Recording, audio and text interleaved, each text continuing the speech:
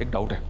ये देखिए, फर्श की ये टाइल्स एक ही कलर डिजाइन की है और ये टाइल्स बाकी टाइल्स के मुकाबले ज्यादा नई लग रही हैं।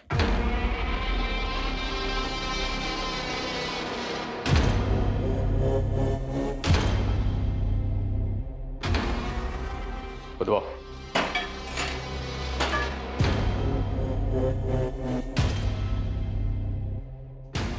एक मिनट विशाल, मिट्टी हटाओ। सर एक मिनट जल्दी। ये देखिए सर, एक और कंकाल।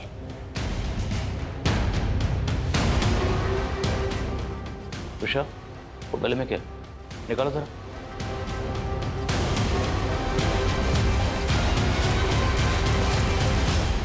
शर्मा, सब जगह खुदवाओ। पता नहीं और कितने राज दफन है इस लक्ष्मी सदन में। स्वाहा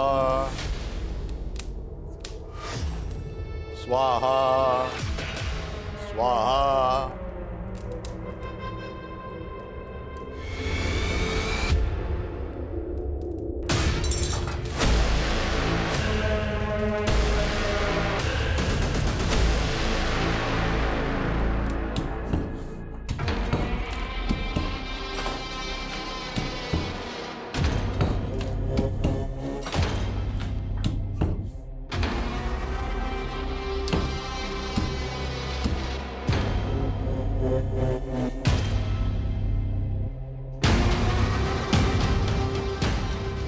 अरे अरे ये क्या है?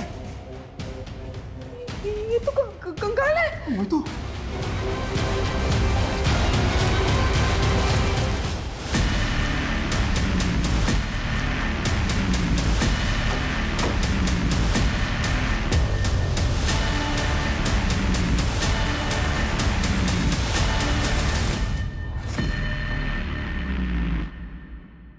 किसका कंकाल है ये?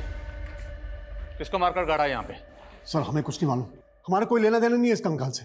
आपके घर की दीवार में कंकाल है और आप कह रहे हैं आपका कोई लेना देना नहीं है। सर हम इस घर में सिर्फ 2.5 साल से ही रह रहे हैं। हमने ये घर बनाया लिया था, क्या पता हमसे पहले रहने वालों ने लाश गाड़ रखी हो यहाँ। हाँ सर, हम तो घर के रेनोवेशन के लिए ये दीवार तोड़ रहे थे। अगर हमने कुछ किया होता तो हम दीवार थोड़ी ना तोड़ते सर। आप दोनों के हाथ में ये चोट कैसे लगी? अपने हथेली को काट के अपने खून की आहुति देना। ये सब उस गुरुजी की उल्टी सीधी हरकतों की वजह से हुआ है। कौन गुरुजी? नवल किशोर शास्त्री। उनके कहने पर ही हमने ये दीवार तोड़ाई थी। अब कंकाल निकला तो भाग गए वो। शर्मा चलो, ये दोनों तो कुछ अजीब ही बात कर रहे हैं। फॉरेंसिक को बुलाओ तो कंकाल निकलवाओ यहाँ से। Okay sir.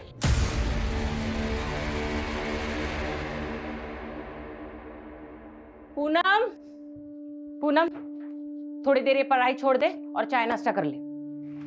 पढ़ाई में ऐसे खो जाती हो ना, तुम्हें खाने पीने का बिल्कुल ध्यान नहीं रहता। लो खाओ। वाह, क्या बताऊं, इस इकोनॉमिक्स ने ना होश उड़ा रखे मेरे। पिछली बार ग्रेड्स कम आए थे ना, तो मैंने ठान लिया था कि इकोनॉमिक्स में तो मुझे टॉप करना है, इसीलिए। तुझ जैसी लगन हो ना, जिंदगी में कोई पीछे रह ही नहीं सकता।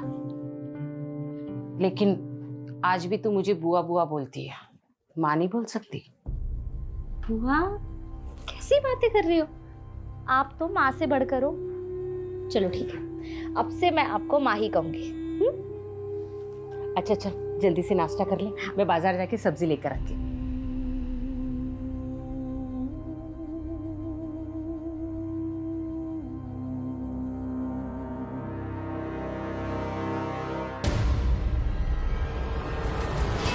क्या पूनम, बॉयफ्रेंड से बात हो रही थी? नहीं फूफा जी, बस ऐसे ही। क्या है ना कि मैं क्या बोल ये मेरे साथ जबरदस्ती कर रहे थे। ये फोन पे अपने बॉयफ्रेंड के साथ लगी हुई थी? नहीं बुआ, मैं बस अपनी दोस्त से बात कर रही थी और कुछ नहीं। ये मेरे साथ जबरदस्ती कर रहे थे। अनाथ समझ के उसको पाल पोस के बड़ा किया। तो मेरे और मेरी बीवी के बीच में झगड़ा लगा रही। मैं आपके रगरग से वाकिफ हूँ। क्या वाकिफ है? इसको तो मैं समझता हूँ। अभी हट हट हट हट हट।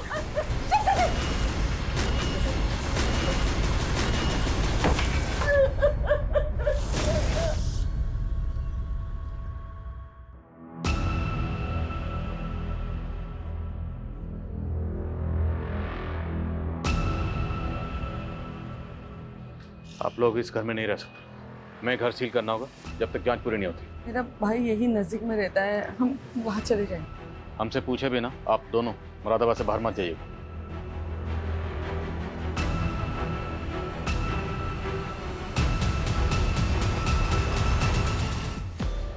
देखिए, मैं एक वास्तु विशेषज्ञ हूं। नीलू के घर की वो दीवार मुझे वास्तु के हिसाब से ठीक नहीं लगी, उचित नहीं थी, इसलिए तुड़वा दी।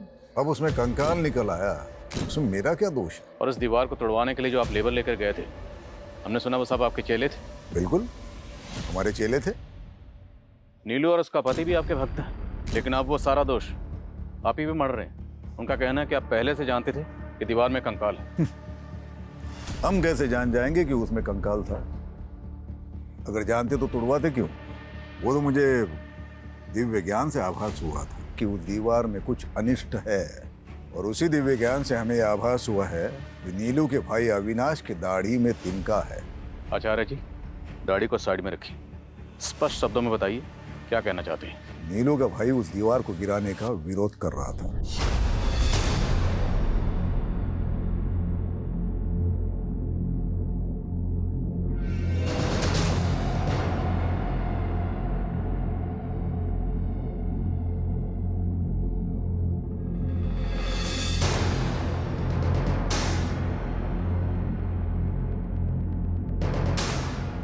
दीदी ये सब क्या हो रहा है?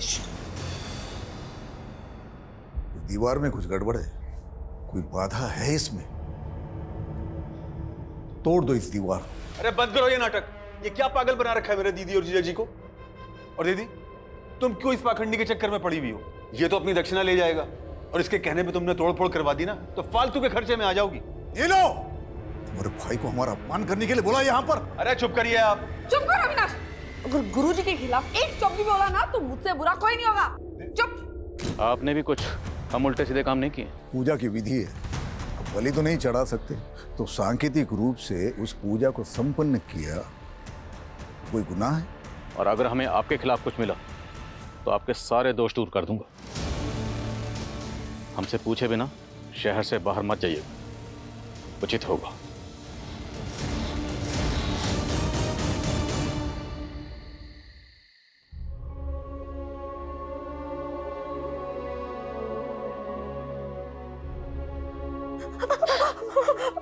मेरी वजह से रोज आपको फूफा जी मारते हैं। इससे अच्छा मैं कहीं चली जाती हूँ। सच में तू कहीं नहीं जाएगी, और मेरे रहते हुए आदमी तुझे हाथ भी नहीं लगा सकता। वाह शांति, वाह, कितनी महान है तू। हाँ, बहुत महान है। गैरों को भी अपना बना लेती है तू, लेकिन मैं किसी पे एहसान करता हूँ तो पूरा वसूल करता हूँ। अरे इसी करुण के वजह से ना भगवान ने कभी अपनी औलाद नहीं दी हमें। तेरे को उसको बेटी बनाने का है ना, बनाओ, पर तुम दोनों को इधर चैन से रहने का है तो मेरी बात मान लो, घर की बात घर में ही रहेगी। हट हट। अगर दोबारा इसे हाथ लगाए ना तो मैं तुम्हें अंदर करवा दूंगी। मेरे को अंदर कराएगी तू? तभी तभी मारेगी। बोला था ना दीदी, उस गुरुजी के चक्कर में दीवार मत गिरवाओ। अब कंकाल निकल गया ना, अब पुलिस आप लोगों का आगा पीछा खंगालने में जुट जाएगी। आपको पता है उस दीवार में किसको मार के गाड़ा गया था? हमें कैसे पता होगा? अरे हमको तो हमारे घर से निकाल दिया पुलिस वालों ने, पूरा घर सील कर दिया उन्होंने। घर तो सील करेंगे ही, और अब आप लोग यहाँ रहोगे तो पुलिस वाले यहाँ भी आएंगे। यानी तू कहना क्या चाहता है? हमारे बुरे वक्त में हमें अपने घर में भी नहीं रखेगा? अरे जीजा जी, कैसी बातें कर रहे हैं आप रहो ना आराम से जब तक रहना है। बल्कि मैं एक काम करता हूँ, आप लोगों के लिए कृतिका का कमरा साफ करवा देता हूँ।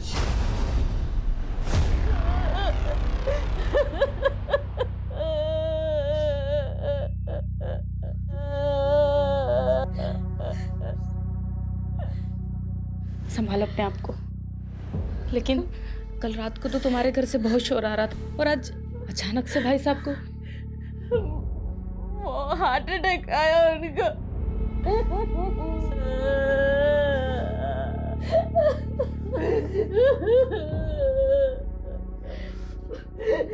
पूरा बात कर लिए, वो लोग आधे एक घंटे में डेथ सर्टिफिकेट बना के दे देंगे। चलिए अब अंतिम संस्कार की तैयारी करते हैं।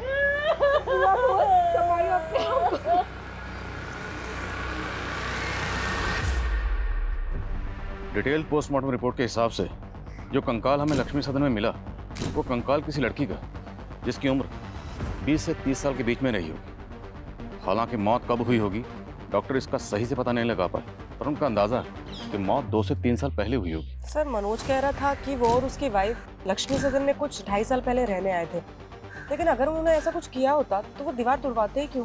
लेकिन वो बाबा नवल किशोर, उसकी बातें भी कम उल्टी पुल्टी नहीं, किसी को भी क्लीन चिट नहीं दे सकते। और ये भी पता करो कि लक्ष्मी सदन में मनोज और नीलू से पहले कौन रहता था। सर पता चला है कि नीलू के भाई अविनाश की बेटी पिछले 2.5 साल से गायब है। अविनाश की बेटी? ये लड़की अविनाश की सगी बेटी नहीं थी सर। अविनाश और उसकी बीवी ने कृतिका को गोद लिया था। अविनाश की बीवी तो काफ़ी पहले गुजर गई थी, लेकिन 2.5 साल पहले तक कृतिका अविनाश के साथ ही रह रही थी। और सर लक्ष्मी सदन के कुछ नेबर्स के साथ भी बात की मैंने। एक नेबर ने बताया कि नीलू और मनोज 2.5 साल पहले घूमने के लिए आए थे। उस दौरान अविनाश का वहाँ काफ़ी आना जाना था। और सर अविनाश ने अभी तक सबको यही कहा है कि उसकी बेटी कृतिका 2.5 साल पहले किसी लड़के के साथ भाग गई थी। तो क्या ये केस ऑनर किलिंग का केस है? और लक्ष्मी सदन की दीवार में हमें जो कंकाल मिला, क्या वो कंकाल अविनाश की बेटी कृतिका का है? कुछ भी बोले जा रहे हैं आप। अब जबरदस्ती उस कंकाल को कृतिका का बता रहे हैं। आप तो चाहते ही नहीं थे कि दीवार टूटे, क्योंकि दीवार टूटती कंकाल बाहर आता और आपका राज भी। अरे सर, मेरी बेटी जिंदा है। कहाँ है कृतिका? यही तो मालूम नहीं है कि वो उसे बहकाकर ले कहाँ गया है। कौन, किसकी बात कर रहे हैं? समीर यहीं पास के इलाके में अपनी चाची के साथ रहता था। वही मेरी बेटी को बहका रहा था।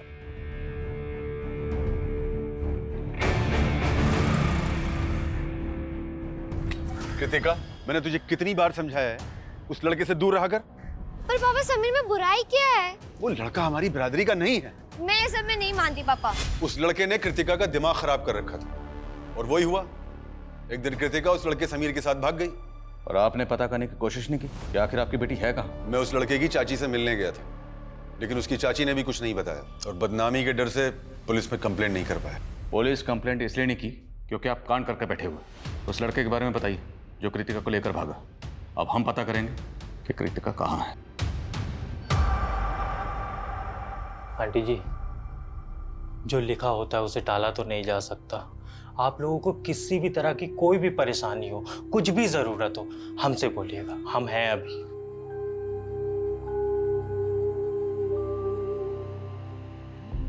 मुझे अपनी परवाह नहीं है गणेश बेटा। मुझे तो बस पूनम की चिंता हो रही है। वो इस घर में अपने फूफा के साथ सुरक्षित नहीं थी। ये दुनिया ऐसे जानवरों से भरी पड़ी है। आंटी जी, आप एक काम करिए, आप हमारी शादी पूनम से करवा दीजिए। ये क्या बोल रहे हो गणेश? पूनम, हम जानते हैं तुम हमारी दूर की मौसी की बेटी हो, पर आंटी जी हमारी मम्मी भी तो यही चाहती थी कि हमारी और पूनम की शादी हो जाए।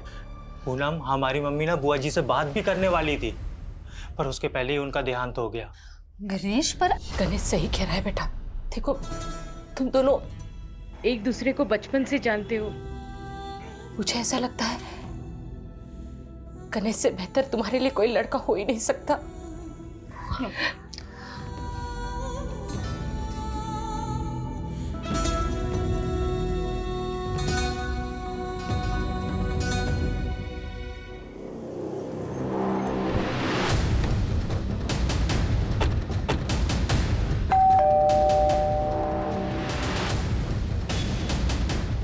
समीर यहीं रहता है? जी, वो मेरा भतीजा था। हमें पता चला कि समीर किसी कृतिका नाम की लड़की से प्यार करता है। उसी के बारे में बात करनी है आपसे। आओ बेटा, बैठे। समीर ने बताया मुझे तुम दोनों के बारे में। तुमने अपने पापा को समीर के बारे में बताया? आंटी, उन्हें सब पता है, लेकिन मैं समझ गई बेटा, तुम फिक्र मत करो, मैं तुम्हारे पापा से बात करूँगा। लेकिन कृतिका के पिता ने मुझे और समीर को बेइज्जत करके घर से बाहर निकाल दिया और एक दिन समीर गायब हो गया। और फिर कृतिका के पिता आकर मुझे परेशान करने लगे कि समीर कृतिका को भगा कर ले गया। आजकल कहाँ है समीर और कृतिका? मैं उन्हें पिछले 2.5 साल से ढूंढने की कोशिश कर रही हूँ। मैंने पुलिस कंप्लेंट भी की थी, पर कुछ पता नहीं चला। समीर के माँ बाप कहाँ हैं? समीर के माँ बाप गुजर चुके हैं सर। मेरे अलावा उसका और कोई नहीं था। समीर की चाची ने जिस थाने में समीर की मिसिंग कंप्लेंट फाइल की थी, उस थाने की पुलिस टीम को भी ऐसा कोई क्लू नहीं मिला है जिससे पता चले कि समीर और कृतिका ने भाग के शादी की होगी। और अगर हम फॉरेंसिक रिपोर्ट पे जाएं तो जिस दौरान समीर और कृतिका गायब हुए थे उसी दौरान उस लड़की की मौत हुई थी जिसका हमें कंकाल मिला। तो पॉसिबल है सर कि मर्डर कृतिका का हुआ हो। सर, हम डीएनए मैचिंग रिपोर्ट से भी अविनाश के खिलाफ कुछ भी साबित नहीं कर पाएंगे क्योंकि कृतिका अविनाश की सगी बेटी नहीं थी, उसने उसको अडॉप्ट किया था। मान लो 2.5 साल पहले कृतिका का कत्ल हो गया, इसलिए वो मिल नहीं रहे, पर ये समीर कहाँ गायब है? कहीं ऐसा तो नहीं क्या अविनाश ने कृतिका के साथ साथ समीर का भी कत्ल कर दिया? अगर ऐसा है सर तो हो सकता है कि हमें लक्ष्मी सदन में दूसरा कंकाल मिले। चांसेस हैं, पता तो करना पड़ेगा। मैं डीसीपी सर से परमिशन निकलवाता हूँ। और पता चला लक्ष्मी सदन में मनोज और नीलू से पहले कौन रहता था? Yes sir. सर, रजिस्ट्रार से पता चला है कि 3 साल पहले ये घर राघवेंद्र पांडे के नाम पे था। सर, ये इस घर का लास्ट और फर्स्ट ओनर था। सर, ये कई सालों से लंदन में है।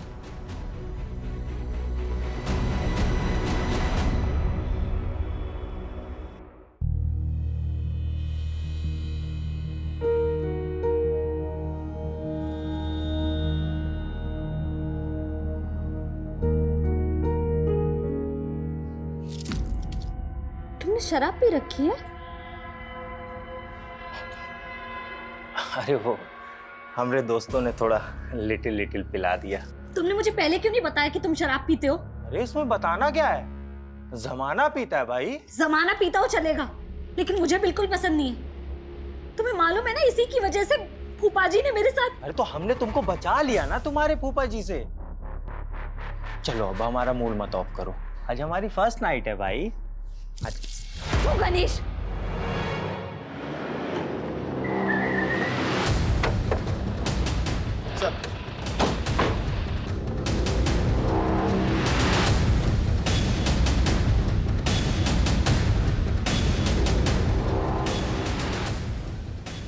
लाइट ऑन कर। पूरे घर को अच्छे से स्कैन करिए, एक एक कोना। Okay sir.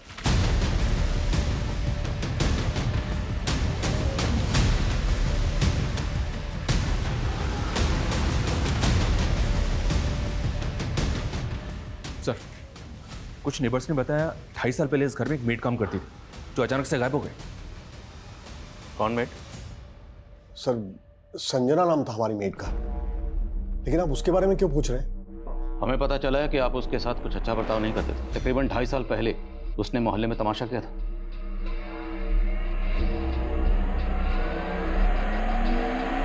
मैंने आप लोगों से उधार क्या मांग लिया? नौकर बना कर रखोगे, मार मार कर काम कराओगे मुझसे। क्यों झूठ बोल रही हो संजना? हाँ, और क्या जरूरत है इतना तमाशा करने की? देख संजना, तमाशा मत कर बेकार में। जो भी तुझे कहना है अंदर जाके कर।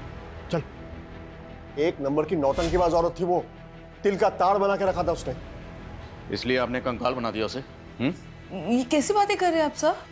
हमें पता चला कि उसके बाद से ही वो गायब है। लेकिन सर, उसके बाद तो वो अचानक काम छोड़ के अपने गांव चली गई थी। तब तो गांव में मिलनी चाहिए।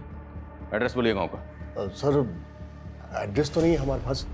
जिस एजेंसी के जरिए उसको काम पर रखा था उस एजेंसी का एड्रेस तो होगा? नहीं सर, किसी एजेंसी के थ्रू हमने काम पर नहीं रखा था उसे। वो खुद ही घर आई थी काम मांगने के लिए। कहती थी मंजुलापुरा में कहीं रहती है, लेकिन वहाँ एग्जैक्टली कहाँ ये हमें नहीं मालूम सर। ठीक, फोन नंबर बोलिए उसका। सर, उसके पास फोन नहीं था।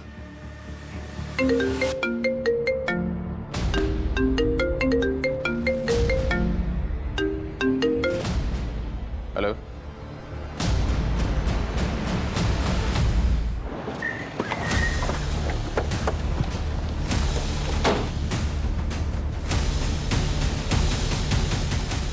सर, एक डाउट है। ये देखिए, फर्श की ये टाइल्स एक ही कलर डिजाइन की है और ये टाइल्स बाकी टाइल्स के मुकाबले ज्यादा नई लग रही हैं।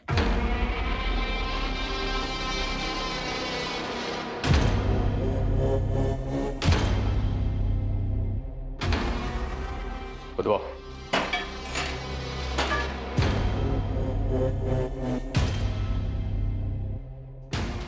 एक मिनट विशाल, मिट्टी हटाओ। सर, एक मिनट जल्दी। ये देखिए सर, एक और कंकाल।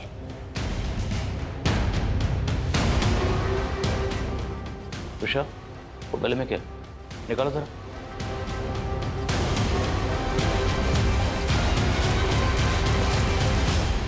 शर्मा, सब जगह खुदवाओ, पता नहीं और कितने राज दफन है इस लक्ष्मी सदन में।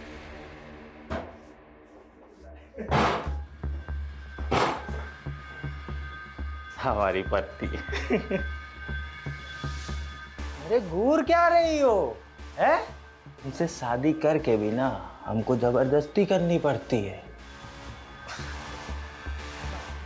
ये हमको वो सुकून देगी जो तुम हमको जिंदगी में कभी नहीं दे सकती। मैंने कभी सोचा भी नहीं था गणेश कि तुम ऐसे निकलोगे। अरे हम ऐसे ही हैं। आओ डार्लिंग, बैठो।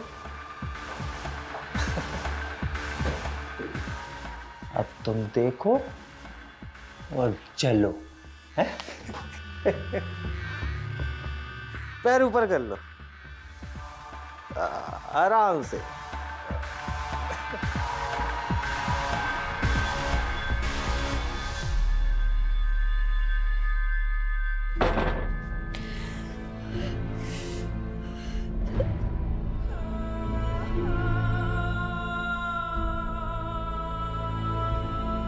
पूनम, कैसी है तू? हाँ? अरे मैं यहीं से जा रही थी, मैंने सोचा तुझे और दामाद जी को। तू रो क्यों रही है? क्या हुआ? उठ, तेरी कितनी हिम्मत? हाँ? मेरी बेटी को ऐसा किया तूने? ऐसा किया मेरी बेटी के साथ ऐसा? हाँ? बुढ़िया, ये मेरी माँ पे हाथ उठाया। तुझे तो मैं बताती हूँ, तू रुक, छोड़ना मत। सर एक कंकाल को एग्जामिन करने के बाद पता चला है कि ये कंकाल 18 ईयर्स एंड अबाव किसी लड़के का है सर। क्या? तो डॉक्टर, क्या लड़के की मौत भी उसी दौरान हुई होगी जिस दौरान लड़की की मौत हुई, जिसका कंकाल हमें लक्ष्मी सदन की दीवार में मिला? हो सकता है सर, मैं आपको डिटेल रिपोर्ट जल्दी सेंड करता हूँ। ये चेन हमें कंकाल पे मिली थी। क्या समीर ऐसी चेन पहनता था? मैम मुझे ठीक से याद नहीं आ रहा है, पर आप ये सब क्यों पूछ रही हैं? देखिए, हमें लगता है कि कृतिका के साथ साथ समीर का भी मर्डर हुआ है। पहले आप मुझ पर कृतिका के मर्डर का इल्जाम लगा रहे थे, अब दूसरा कंकाल मिल गया तो समीर समीर कर रहे हैं। क्या सबूत है कि दोनों कंकाल समीर और कृतिका के हैं? अबे ओए, सबूत तो इस बात कभी नहीं मिले कि समीर और कृतिका जिंदा हैं। सर मैं कह रहा हूँ कि मैंने उन्हें नहीं मारा है, आप मेरा यकीन क्यों नहीं करते? हम यकीन नहीं करते, तोड़ाई करते हैं जब तक मुजरिम सच नहीं बोलता। अभी तक आपकी मेट संजना का कुछ पता नहीं चला, हम उसे ढूंढ ही रहे हैं और अब लक्ष्मी सदन में दूसरा कंकाल मिला। अब ये तो कहना मत कि आप लोग इस बारे में कुछ जानते ही नहीं। सर हम सचमुच कुछ नहीं जानते, आप बेकार में हमें और अविनाश को परेशान कर रहे हैं सर। एक मिनट सर, आपने किचन में खुदाई की थी ना, और कंकाल भी आपको वही मिला ना? जी सर अब तो मुझे पूरा यकीन है सर कि ये काम जरूर उन लोगों का है जो हमसे पहले वहां रहते थे, क्योंकि जब हम वो घर देखने गए थे तब हमने भी देखा था कि किचन की टाइल्स अलग अलग है, और हमने इसके बारे में एजेंट को भी बोला था। कौन एजेंट? शेखर यादव सर।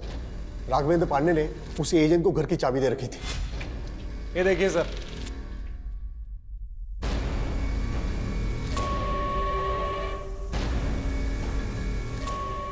आइए सर, एक रूम और है, बहुत खूबसूरत है, आपको दिखाता हूँ। आइए। एक मिनट क्या हुआ सर? ये फर्श तो बहुत अजीब ढंग से बनी हुई है, ना टाइल्स मैचिंग है ना ठीक से लगे हुए हैं। अरे सर बहुत छोटी सी चीज है, डोंट वरी, सब हो जाएगा। हाँ जी। एक मिनट, लेकिन डील फाइनल करने से पहले हमें ओनर से मिलना है। हाँ जी बिल्कुल, पर वो फिलहाल तो लंदन में है सर। उनका ये कहना है कि एक बार जैसे ये डील लॉक हो जाती है तो रजिस्ट्रेशन के लिए इंडिया आ जाएंगे। सर ओनर तो सिर्फ डॉक्यूमेंट साइन करने के लिए आए थे सर, लेकिन उस वक्त लक्ष्मी सदन का करता धरता ये एजेंट शेखर यादव ही था। क्या सर, लक्ष्मी सदन में 2 कंकाल मिले हैं? ओ एजेंट, हमारे साथ ड्रामा मत कर। लक्ष्मी सदन का सौदा तुमने करवाया था ना? सर मैंने करवाया था, पर इस बात को 2-3 साल हो गए हैं। एग्जैक्टली। ये जो मर्डर हुआ है ना, वो भी 2-3 साल पहले ही हुए। उस घर के पहले मालिक राघवेंद्र पांडे ने जाने से पहले चाबी तेरे हवाले की थी। लक्ष्मी सदन की चाबी 24 घंटे तेरे पास रहती थी, और जहाँ किचन में कंकाल मिला है वहाँ की टाइल्स बदली गई, और मनोज और नीलू ने तुझे इस बारे में बताया भी था। नहीं सर, मुझे इस बारे में कुछ नहीं बताया था। सर हो सकता है ये मनोज और नीलू ने ही टाइल्स बदल दी हो। या हो सकता है ये फर्स्ट ओनर और सेकंड ओनर ने ये सब कांड किए हों। फर्स्ट सेकंड थर्ड जितने भी ऑनर सबको घसीटेंगे। तो ये बता, लक्ष्मी सदन में किसकी लाश गाड़ कर राघवेंद्र पांडे लंदन भागा? सर मुझे क्या मालूम सर, मैं बस इतना बता सकता हूँ कि ये राघवेंद्र पांडे एक अय्याश किस्म का आदमी था। उसने मुझे लंदन जाने से पहले करीब 3.5 साल पहले अपना घर बेचने के लिए कहा था। उसके बाद मैं जब भी उससे जाके मिलता था तो हमेशा नए लड़के लड़कियों के साथ रहता था। उस दौरान ये अकेला रहता था सर। अरे शेखर, कैसा है? मैं अच्छा हूँ सर, आप कैसे हैं? बस बढ़िया, बैठना। नहीं सर, थैंक ड्रिंक। अरे नहीं सर, सर मैं ये कह रहा था वो एक पार्टी से बात की थी आपके घर के लिए, तो 70 लाख रुपए बोल रहे हो। 85 लाख रुपए से 1 रुपया कम ले लूंगा। सर उसके 2 दिन बाद ये मेरे ऑफिस आया और कहने लगा कि लक्ष्मी सदन 70 लाख में भी बिकवा दो। लेकिन सर तब तक वो पार्टी दूसरी डील कर चुकी थी। उसके बाद उसने चाबियां दी और लंदन चला गया, बोला कि जल्द से जल्द बिकवा दूं। बोला शर्मा। सर, रसोई के दूसरे हिस्से में एक और कंकाल मिला है। तीसरा कंकाल? जी हाँ सर, देखते ही देखते double murder case triple murder में बदल गया सर।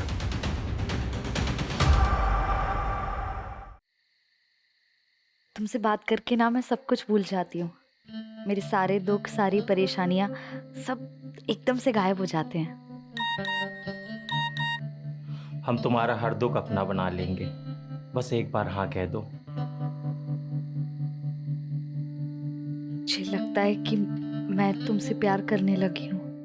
रिपोर्ट से साफ है कि पहला कंकाल 20 से 30 साल की लड़की का है, दूसरा 20 से 30 साल के लड़के का, और तीसरा 3 से 5 साल के बच्चे का। और इनके अलावा अभी तक और कोई कंकाल हमें नहीं मिला सर। अभी तक हमें ऐसा लग रहा था कि समीर और कृतिका का मर्डर हुआ होगा, लेकिन बच्चे का कंकाल मिलने के बाद ऐसा लग रहा है जैसे किसी कबल के साथ साथ उनके बच्चे का भी मर्डर हुआ होगा। शर्मा मत भूलो, नीलू और मनोज की मेड संजना भी गायब। हमारे जितने भी सस्पेक्ट हैं उनमें से हम किसी को भी क्लीन चिट नहीं दे सकते। फिलहाल इन तीनों विक्टिम्स की पहचान पता करने पर जोर दो। एक बार इनकी पहचान हो गई तो इस केस की चाबी हमारे हाथ में होगी। मैं कम इन सर? कम इन। सर मैंने लक्ष्मी सदन के पहले ओनर के बारे में पता किया है। राघवेंद्र अपनी बीवी नेहा और 5 साल के बेटे के साथ रहता था। सर उनका एक सर्वेंट भी था। सर लोगों का कहना है कि राघवेंद्र की अय्याशी की वजह से उसकी वाइफ से उसका बहुत झगड़ा होता था। शर्म करो राघव, एक बेटा है हमारा और तुम्हारी अय्याशी की खत्म ही नहीं होती। ज्यादा चिल्लाने की जरूरत नहीं है, वरना क्या कर लोगे? साथी क्या कर रहे हो? अब तू ज्ञान देगा मुझे, तू ज्ञान देगा मुझे, तू देगा ज्ञान। सर 3.5 साल पहले राघवेंद्र के बीवी, बेटा और नौकर तीनों गायब हो गए। राघवेंद्र ने लोगों से कह दिया कि नौकर गांव चला गया और उसकी बीवी का किसी से एक्स्ट्रा मैरिटल अफेयर था, तो वो अपने बच्चे को लेकर उसके साथ भाग गई। तो क्या ये तीनों कंकाल राघवेंद्र की बीवी, बच्चे और उसके नौकर के भी हो सकते हैं?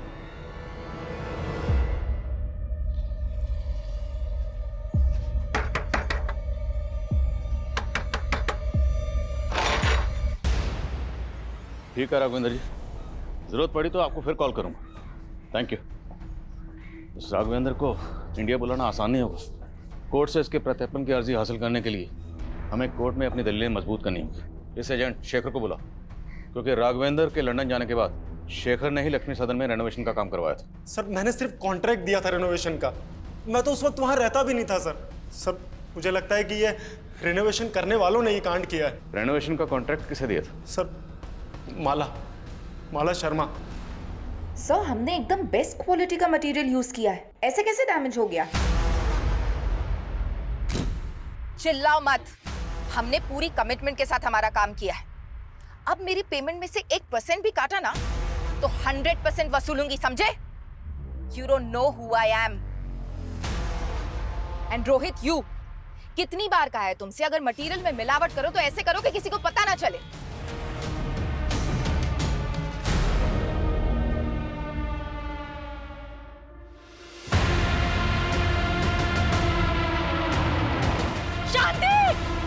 मानती हूँ लक्ष्मी सदन के रेनोवेशन का कॉन्ट्रैक्ट मैंने लिया था, लेकिन किसी मर्डर से मेरा कोई लेना देना नहीं है। तो इतना तो मानती है ना कि लक्ष्मी सदन में आपने रेनोवेशन किया था? किचन की टाइल्स, दीवारों का टेक्सचर, ये सब आपने वहाँ पर चेंज किया। किचन और दीवार में कंकाल कहाँ से आए? मैंने कोई तोड़फोड़ नहीं करवाई थी सर, बस वास्तु के हिसाब से थोड़ा बहुत ऑल्टरेशन करवाया था। लेकिन बाबा नवल किशोर जो खुद वास्तु एक्सपर्ट हैं, उनका कहना है कि उस घर में वास्तु दोष था। नवल किशोर बाबा? आप जानती हैं उसे?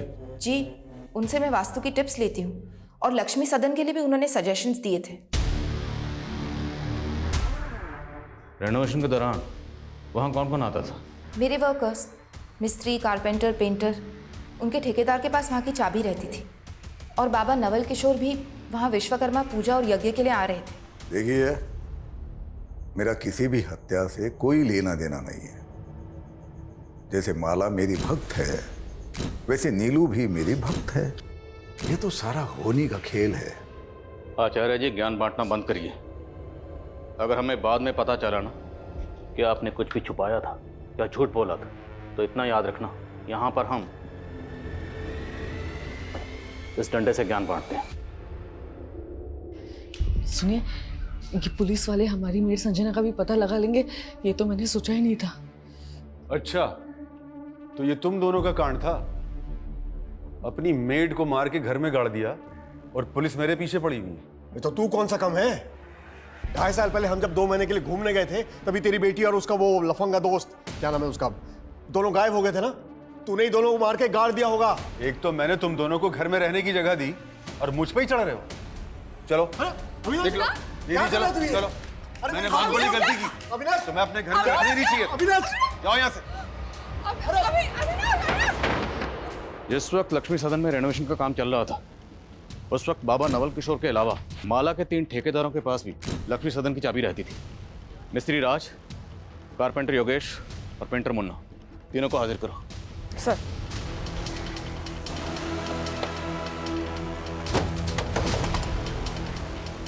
राज मिस्त्री।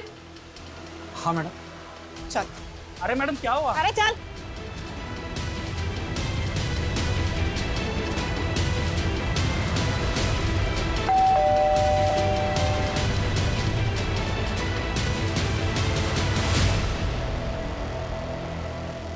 कृतिका, पापा, हमें हमारे दोस्त से पता चला है कि आपको पुलिस बहुत परेशान कर रही है। भले ही हमने आपकी मर्जी के खिलाफ शादी की थी, लेकिन मैं भूल नहीं सकती कि मुझ जैसे अनाथ को आपने पाल पोस के बड़ा किया है। इसीलिए हमने फैसला किया है कि हम पुलिस की गलतफहमी दूर करेंगे। उन कंकालों के बारे में मैं कुछ नहीं जानता। तेरे अलावा माला ने जिस कारपेंटर और पेंटर को ठेका दिया था, वो दोनों गायब। उन दोनों के फोन भी बंद हैं। अरे साहब, उनसे मेरा कोई वास्ता नहीं है। वो दोनों ना उमरा गांव में रहते साहब, वही कहीं आपको मिल जाएंगे। अविनाश का फोन आया था सर। कृतिका और समीर दोनों जिंदा है। और नीलू और मनोज की जो मेट थी संजना, उसके बारे में कुछ पता चला? जी हाँ सर, उस मोहल्ले की कुछ और काम वालियों से उसके गाँव का पता चला है। वो बिहार की रहने वाली है। बिहार पुलिस को अपडेट दिया है मैंने।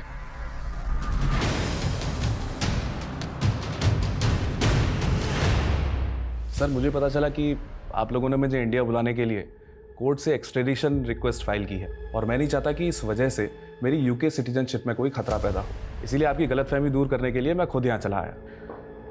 बहुत बहुत शुक्रिया जो आप इतनी दूर से हमारी गलतफहमी दूर करने के लिए खुद यहाँ तशरीफ लाए। अब ये बताइए कि आपकी बीवी, बेटा, नौकर गायब है, करेक्ट? लक्ष्मी सदन जहाँ पहले रहते थे, वहाँ से हमें 3 कंकाल मिले। पहला कंकाल दीवार में और बाकी 2 कंकाल किचन की फ्लोर के अंदर। शर्मा। सर, ये दीवार तो छत की लोड बेयरिंग दीवार थी। मतलब अगर इसको कोई तोड़ देगा तो छत कभी भी गिर सकती है, और अगर इसको तोड़कर किसी ने किसी को गाड़ा है तो मतलब वो कोई जानकार आर्किटेक्ट ही होगा। आपके एजेंट शेखर ने माला शर्मा नाम के आर्किटेक्ट को इसका कॉन्ट्रैक्ट दिया था, आप तो जानते होंगे। नहीं सर, मैं माला को तो नहीं जानता, और सर मेरा इन स्केलेटन से कोई लेना देना है नहीं। लेकिन आपका अपनी बीवी और बच्चे से तो लेना देना है ना? आपकी बीवी, बच्चा और नौकर कहाँ गए? सर एक्चुअली जब से वो लोग मुझे छोड़ के गए हैं, मैंने उन्हें ढूंढने की कभी कोशिश की नहीं। अगर आप चाहें तो मैं नेटिव एड्रेस दे सकता हूँ अपनी बीवी और नौकर के। साहब, हमने कुछ नहीं किया साहब, हम तो मामूली से पेंटर और कारपेंटर हैं। तो गायब क्यों हुए थे? साहब, हमें काम नहीं मिला, इसलिए हम गांव चले गए थे। अब जब पूछ रहा हूँ उसका सच सच जवाब देना। तुम दोनों ने लक्ष्मी सदन में तकरीबन 25 दिन काम किया था ना? जी साहब, किया था। उस दौरान तुम लोगों को ऐसा कुछ लगा या ऐसा कोई शख्स वहाँ आया था जिस पर तुम लोगों को शक हो कि वो ये कांड कर सकता था? सर, हम तो शाम 7 बजे काम खत्म करके चले जाते थे, लेकिन एक दिन लेट हो गया तो हमने देखा कि माला मैडम अपने दोस्त के साथ आई थी। माला मैडम वहाँ आए दिन आती थी, अपने दोस्त के साथ ड्रिंक करती थी। साहब इसके अलावा हमें कुछ नहीं पता साहब। माला के एक एक दोस्त के बारे में पता करो, हो सकता है उसका अपना किसी दोस्त के साथ पंगा हो और ये माला इन मर्डर्स में शामिल हो। और ये भी चेक करो क्या माला के बैकग्राउंड में कोई ऐसा है जो गायब है, और माला के तीनों ठेकेदार, उन सब की बैकग्राउंड पता करो। सर खबरी का कॉल है। हेलो, ठीक है उसे यहाँ ले आओ। सर मनोज और नीलू की मेट संजना का पता चल गया है। गुड। साहब नीलू और मनोज जी बहुत टॉर्चर करते थे साहब, उनसे उधार क्या नहीं लिया, गुलामी बना लिया था उन्होंने, इसलिए मैं तंग आकर खुद ही मरना चाहती थी। अगर वो लोग मारपीट करते थे तो पुलिस के पास क्यों नहीं है? साहब हम गरीब लोग अगर पुलिस के चक्कर में पड़ेंगे तो हमें कहीं भी काम नहीं मिलेगा। संजना, कृतिका और समीर का तो पता चल गया है, लेकिन राघवेंद्र की बीवी, बच्चे और नौकर का अभी तक पता नहीं चला सर। लेकिन सर हमें ये जो तीनों स्केलेटन मिले हैं, इनका एज ग्रुप भी इससे मैच करता है। सर हो सकता है राघवेंद्र हमें बेवकूफ़ बना रहा हो। हेलो सर, वो राज की इंफॉर्मेशन मिली है। राज की इंफॉर्मेशन? स्पीकर बोलो। हाँ बोल। 1.5 साल पहले बरेली की पुलिस ने उसे किसी केस में उठाया था। क्या केस था वो? सर वो तो मालूम नहीं, लेकिन पास की बस्ती में एक विधवा औरत रहती है अपने 2 बच्चों के साथ, वहाँ भी उसका आना जाना था सर। शर्मा, पता करो बरेली के कौन से थाने की पुलिस राज को उठाकर ले गई। राज को हाजिर करो।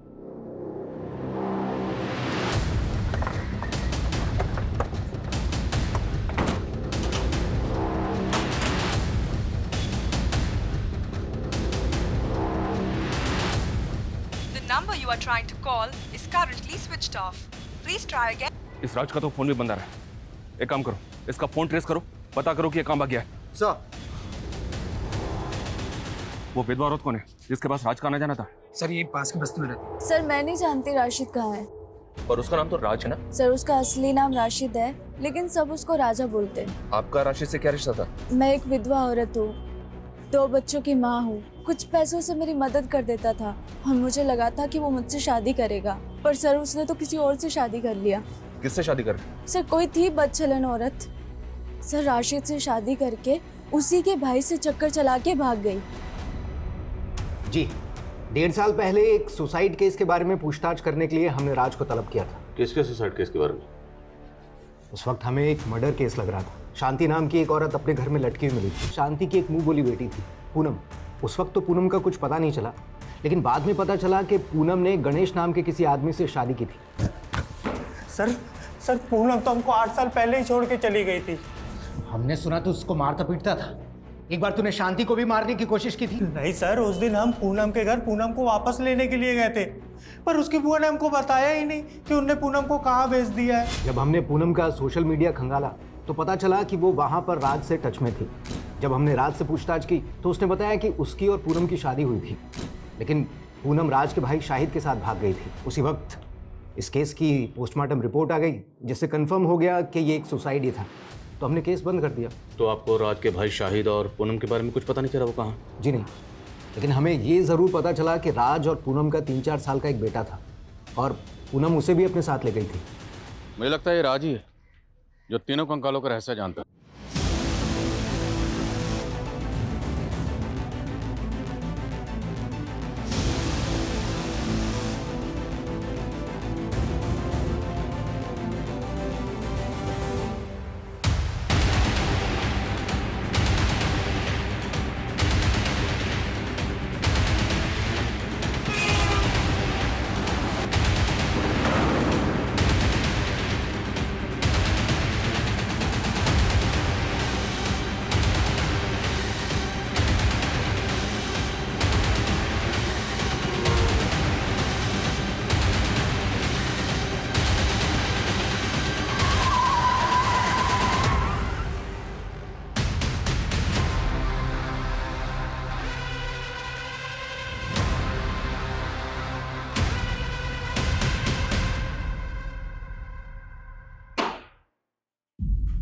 राज उर्फ राशिद, तेरे इस राज से पर्दा उठ चुका है।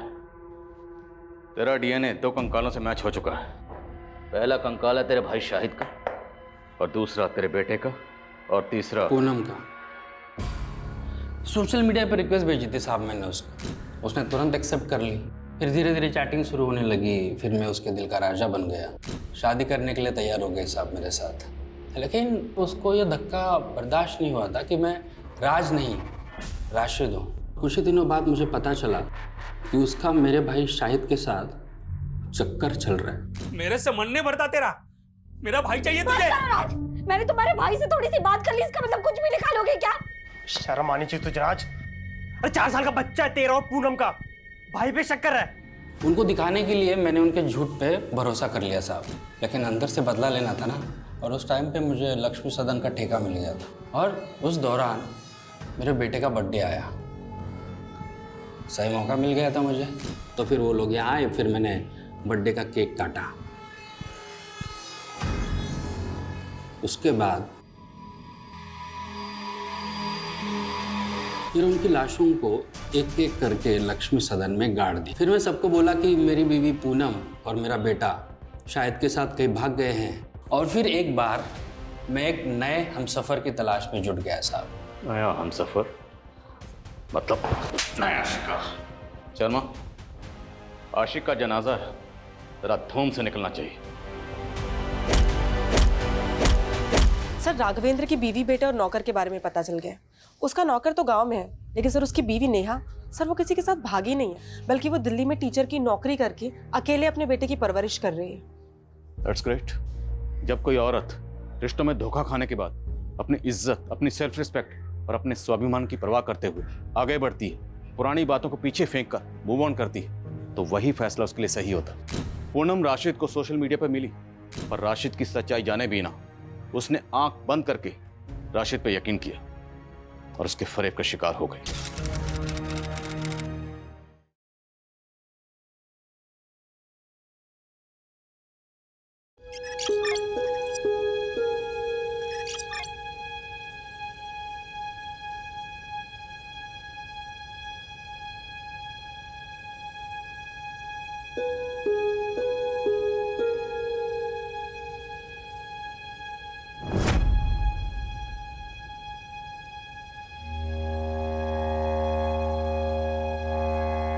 मम्मी क्या देख रही हो? संजू, ये ले, तेरे फेवरेट कटलेट बनाया मैंने। Thank you aunty. आंटी आपको पता है मैं ना अभी बहुत बड़े स्कूल में जाने वाला हूँ।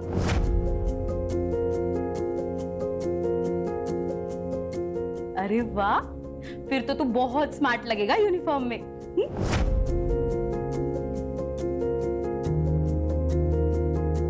ये ले, जा खा ले।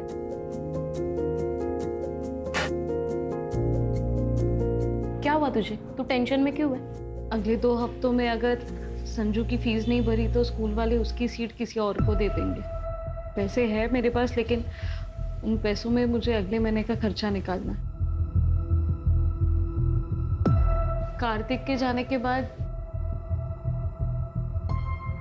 सब बहुत डिफिकल्ट हो गया और मुझे जॉब भी तो नहीं मिल रही। अरे मैं एक बहुत अच्छी प्लेसमेंट कंपनी को जानती हूँ, आइडियल प्लेसमेंट नाम है उसका। मेरे भाई को भी उनके ही थ्रू अच्छी जॉब लगी है। तू वहां पे क्यों ट्राई नहीं करती? मेरे पेरेंट्स कभी नहीं मानेंगे गुड्डू हमारी शादी के लिए। पर क्यों नहीं मानेंगे? मैं अच्छा कमा लेता हूँ, पक्की जॉब है मेरी। लेकिन तुम हमारी तरह अपर कास्ट के नहीं होना। यार ये क्या पिछले जमाने की बातें लेके बैठी हो? 21वीं सदी में जीते हम लोग। तुम्हारे पापा से मैं बात करूंगा।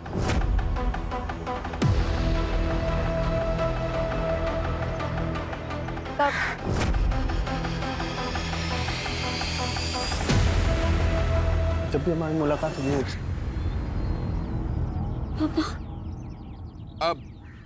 अब होगी बात। हाँ, शर्म नहीं है? कॉलेज इसलिए भेजता हूँ तुम्हें ताकि यहाँ तुम गुलछरे उड़ा सको। हाँ?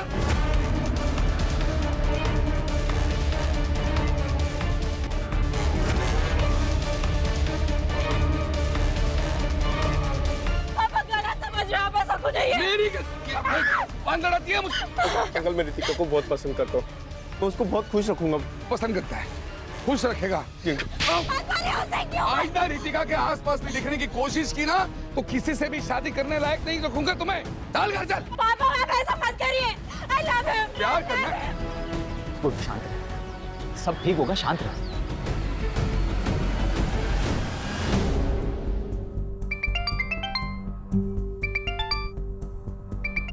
हेलो। पूजा, जी हाँ, मैं पूजा अधिकारी बोल रही हूँ। आपका मेल आया था, मैंने आपका रिज्यूम पढ़ा। रिक्वायरमेंट के हिसाब से आप परफेक्ट कैंडिडेट। एक रेप्यूटेड कंपनी में असिस्टेंट की जॉब है। Would you be interested?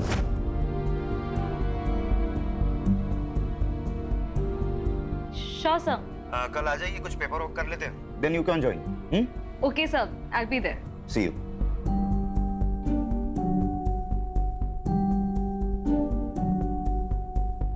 बोल कर दुगना कमीशन दूंगा, लेकिन बेहतरीन लड़का ढूंढना रितिका के लिए, वो भी अपनी कास्ट का चाहिए। ऐसा ही होगा चंदर जी, चिंता मत कीजिए, मुझ पर छोड़ दीजिए।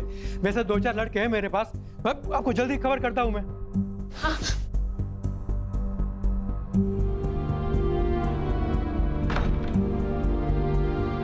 आप कुछ बताते क्यों नहीं? मम्मी प्लीज आप भी कुछ करो ना। आप भी कर सकते हो। अगर आप मुझे खुश देखना चाहते हो ना, तो प्लीज पापा को समझाओ ना, प्लीज मम्मी प्लीज। इस मामले में मैं कुछ नहीं कर सकती बेटा।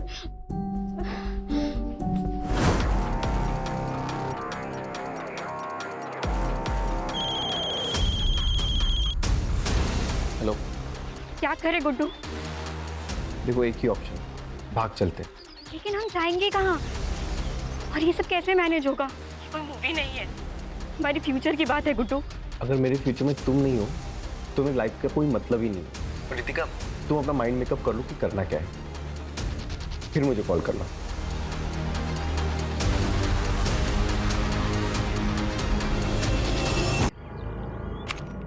Excuse me sir, may I come in? Come in. Pooja. Yes sir. बैठो। Thank you sir. वो जॉब मुझे मिल जाएगी ना, या कोई इंटरव्यू देना पड़ेगा? आप बता दीजिए, मैं प्रिपरेशंस कर लूंगी। उसकी कोई जरूरत नहीं, आप बस इस पे साइन कर दीजिए। पर कंपनी को आपका क्वालिफिकेशन से कोई प्रॉब्लम नहीं है। हाँ, शुरुआत में 20,000 देंगे, आपके परफॉर्मेंस पे 25,000 भी हो सकता है, और तुम कल से ही ज्वाइन कर सकती हो। मुझे मंजूर है सर।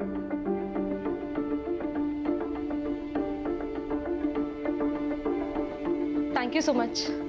अरे थैंक यू की क्या बात है, ये तो मेरा काम है ना।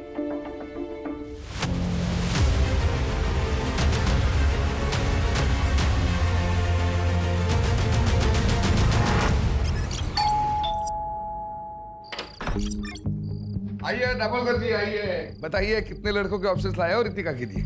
एक भी नहीं। चंदर जी, इस शहर में कोई भी अच्छे अमीर परिवार के लोग अपने बेटे का रिश्ता आपकी बेटी से करना नहीं चाहता। लेकिन क्यों क्यों क्या हुआ? कोई लड़का है गुड्डू, उसने सब जगह बात फैला दी है कि उसने आपकी बेटी रितिका से सगाई की है। और तो और उसने अपनी और रितिका की फोटो, जिसमें दोनों बेहद करीब दिखते हैं, ऐसी फोटो इंटरनेट पे डाल दी है सब जगह। देखिए, ये देखिए। चंदर जी, आजकल इंटरनेट की नजर से कुछ नहीं छिपता।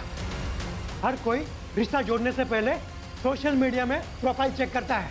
ऐसे रिश्ते के चक्कर में मैंने अपना नाम खराब कर लिया। अब आज के बाद मुझे फोन मत कीजिएगा। Sorry sorry sorry. इसमें रितिका की क्या गलती है? ये सब किया जरा उस गुड्डू का है। अरे पूजा, आजा आजा। संजू, संजू देखो कौन आया है। हाय। अरे मम्मी, आप आ गई। आज पता है, हमारे पीटी की क्लास में ना हमने रेस लगाई और मैं सेकंड आया। अरे वाह, वेरी गुड। बाकी बातें घर जाके करते, ओके?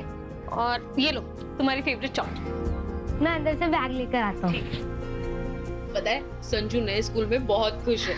पता है, दिन भर वो स्कूल की बातें करता रहता है। वैसे तुम्हारे चेहरे पे भी बहुत चमक है।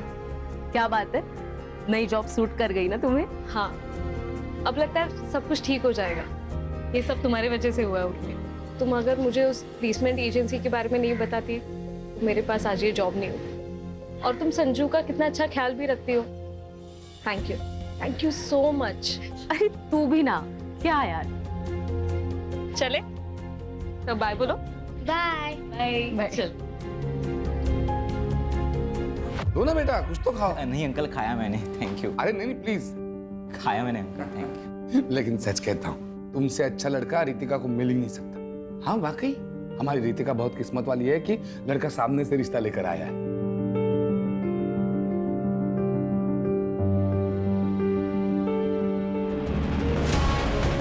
दो चाय दो।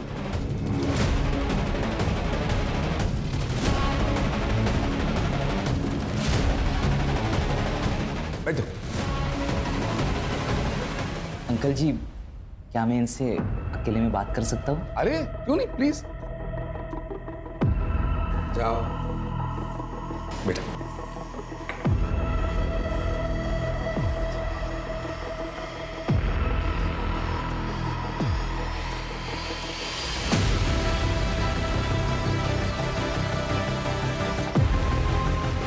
तो बेटा हो गई बात? मुझे शादी के बारे में सोचने के लिए थोड़ा समय चाहिए। अरे बेटा लेकिन मैं आपको कॉल करूँगा, चलता हूँ।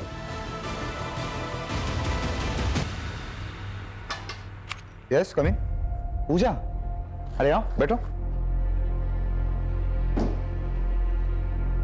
कैसी हो? ठीक हूँ सर। कैसा चल रहा है काम? अच्छा चल रहा है। एक्चुअली मुझे मेरी पहली सैलरी मिल गई। अरे वाह, कॉन्ग्रेचुलेशंस। Thank you. और कॉन्ट्रैक्ट के हिसाब से मैं अपना पहला कमीशन देने आई थी। ये लीजिए। भूल जाओ। सर आप काम करते हो यहाँ पे, कमीशन नहीं लोगे तो आप फंस जाओगे। तुम्हारे ब्याह पे मैं पे कर दूं, चलेगा? और वैसे भी पैसों की जरूरत तुम्हें ज्यादा है। लेकिन सर ये जब तुम्हारे पास एक्स्ट्रा आ जाए तब लौटा देना, ठीक है? ओके। अच्छा, मैं ना आज काम से जरा जल्दी फ्री होने वाला हूँ, तो सोच रहा हूँ कहीं कॉफी पीने चले। चलेगा, लेकिन ट्रीट मेरी। जैसा आप कहे।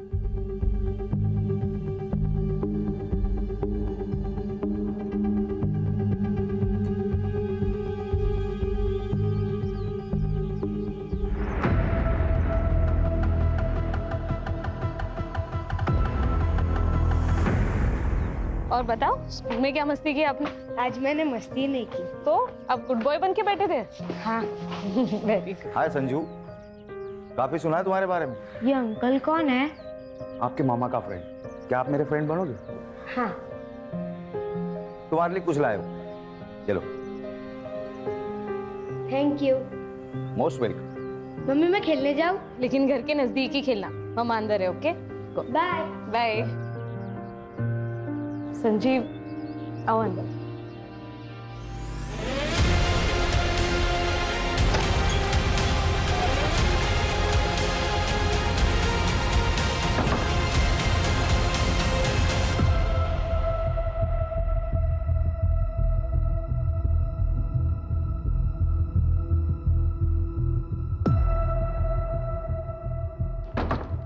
आइसक्रीम आज। बाय।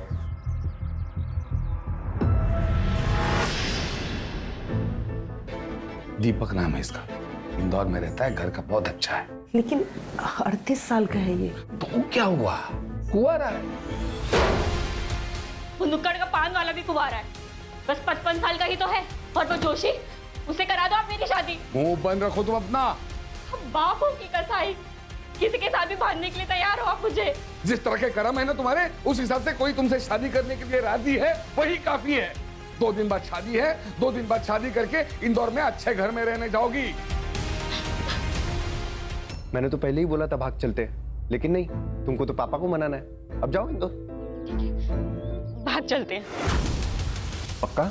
हाँ, मैं आज रात को ही भागने के लिए तैयार हूँ। ठीक है, मैं सब कुछ अरेंज करके तुमको कॉल करता हूँ।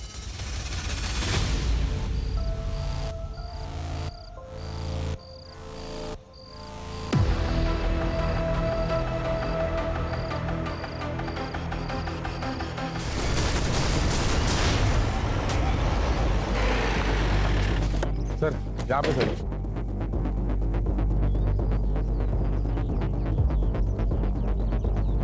सर मैं हल्का आने आया तो यहाँ देखा रेड बॉडी पड़ी है। ठीक है, जाओ।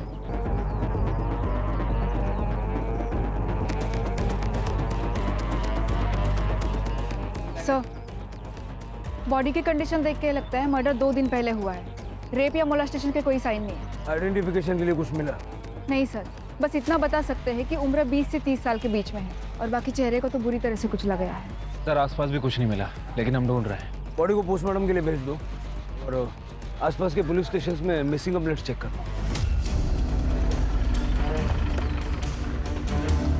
Good morning sir. Sir, Ambad police station में एक आदमी ने अपनी बेटी की मिसिंग कंप्लेंट लिखवाई है। रितिका देश पांडे नाम, 23 साल की और 10 नवंबर से गायब है। वो जो बॉडी हमें मिली थी लगभग उसका भी मर्डर इसी डेट पे हुआ था ना? हाँ सर, पुलिस स्टेशन बुलवा लेता हूँ। बुला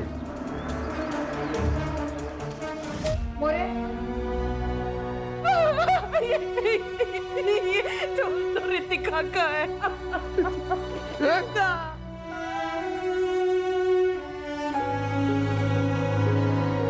यार इसके ऊपर आ रहा रितिका, रितिका है ये। रितिका रितिका फिर हमने रितिका की शादी इंदौर के एक लड़के के साथ फिक्स कर दी, लेकिन शादी फिक्स होने के एक दिन बाद ही रितिका गायब हो गई। सर हमें लगा कि वो गुड्डू के साथ बात गई। सर मैं गुड्डू के घर भी गया था, उससे माँ बाप से पूछताछ कर। तुम्हारा क्या मतलब? हमारा गुड्डू तुम्हारी बेटी को भगा कर ले गया? अरे तेरी बेटी भी तो उसे भगा कर ले जा सकती है। अरे हमारी बेटी इतनी बेशर्म नहीं है। अरे हमारा बेटा अपनी माँ बाप की इज्जत करता है। तेरी बेटी ने भड़काया होगा उसे।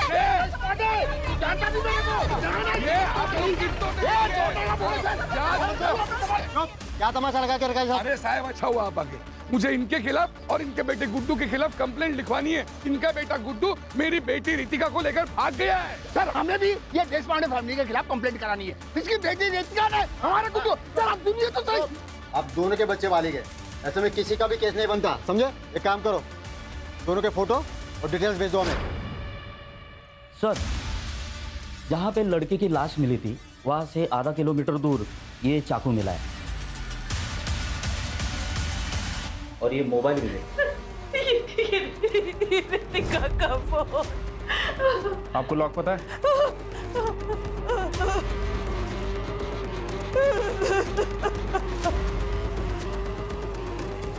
सर, लास्ट कॉल गुड्डू को की गई थी 11:30 बजे और ये मैसेज भी है। ये मैसेज पढ़ के तो ऐसा लग रहा है कि आपकी बेटी अपनी मर्जी से गुड्डू के साथ गई थी। सर पूजा अधिकारी नाम है, उम्र 28 साल है, मिसिंग है सर। आपकी क्या लगती है? सर मेरी पड़ोसी है, वो विधवा है, उसका 6 साल का बेटा है सर, और उसके आगे पीछे कोई नहीं है सर, इसलिए मैं कंप्लेंट लिखवाने आई हूँ। ये पूजा करती क्या है? और आखिरी बार आपसे कब मिली? 4 दिन पहले, और उसने मुझे बताया था कि मैं संजीव के साथ 2 दिन के लिए बाहर जा रही हूँ। तुम संजू का ध्यान रख लोगी ना? हाँ, लेकिन तूने संजू से बात तो की है ना शादी के बारे में? हाँ, वो एक्चुअली मुझे अपने पेरेंट्स से मिलवाने के लिए नागपुर लेके जा रहा है और मैं संजू को साथ नहीं ले जा सकती। तू उसकी चिंता मत कर, मैं हूं ना, मैं संभाल लूंगी संजू को। सर कल से मैं उसका फोन लगा रही हूँ, उसका फोन नॉट रीचेबल आ रहा है, इसलिए मैंने संजीव को भी कॉल किया, उसका भी फोन नॉट रीचेबल है। सर मुझे बहुत चिंता हो रही है। सर ऐसा तो नहीं है ना कि उन दोनों के साथ कुछ हो गया हो? ये संजीव के पेरेंट्स नागपुर में कहाँ रहते हैं? पता नहीं सर मुझे। उन दोनों की कोई फोटो है आपके पास? पूजा की फोटो है सर मेरे पास। दीजिए।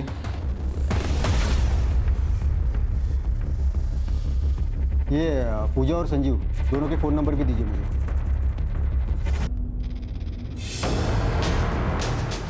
सर ये किसकी फोटो है? अरे बॉडी मिली थी। सर एक बार दिखा सकते हैं? इसकी शिनाख्त हो गई है मैडम। सर प्लीज एक बार दिखा दीजिए प्लीज। ठीक है, देखिए।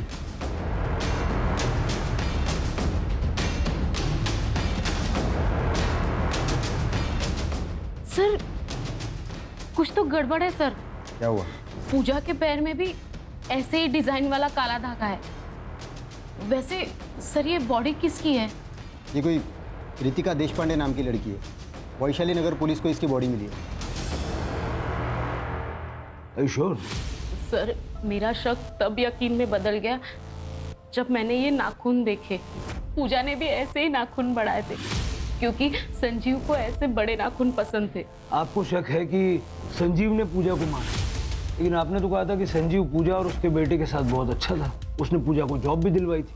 हाँ सर, मैंने पूजा को वो आइडियल प्लेसमेंट कंपनी के बारे में बताया था और वहीं पे संजीव से उसकी मुलाकात हुई और फिर वो दोनों नज़दीक आ गए।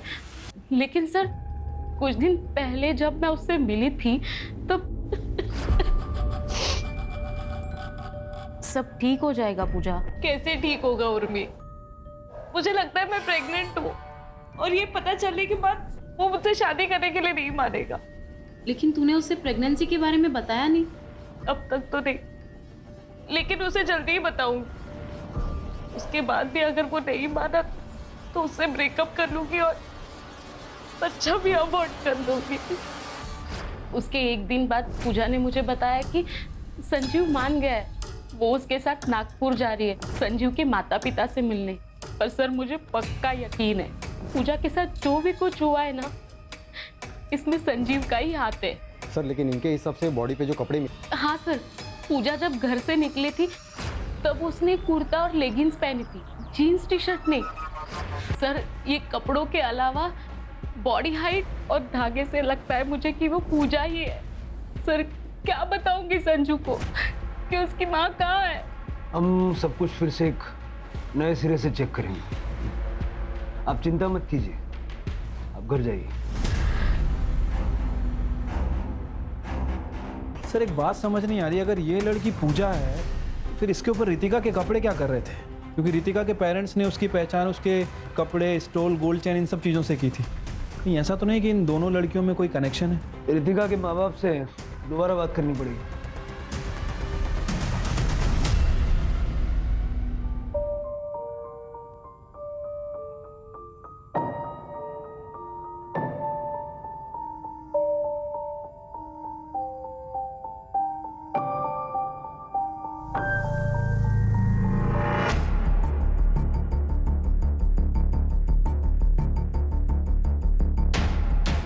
माफ कीजिए, ऐसे टाइम पर हमें आना पड़ा है, आपसे कुछ बात करनी है।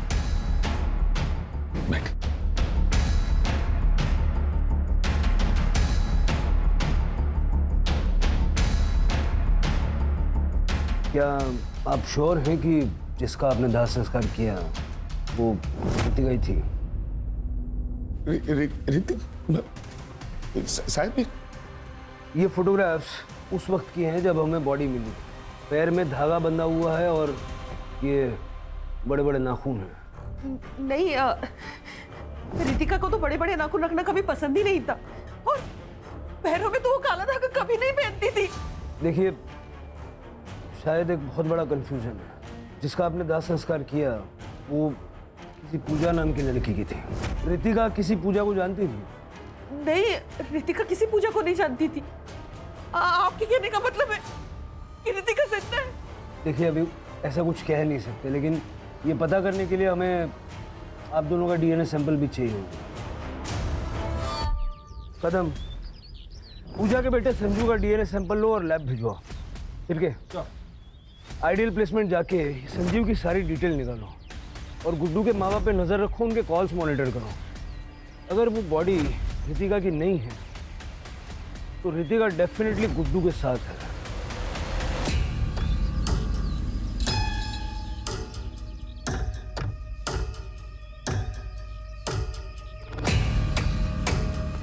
तू तो हर समय घूंघट में ही रहती हो। तुम्हारी तो सास उसे भी तुम्हारे साथ में नहीं है।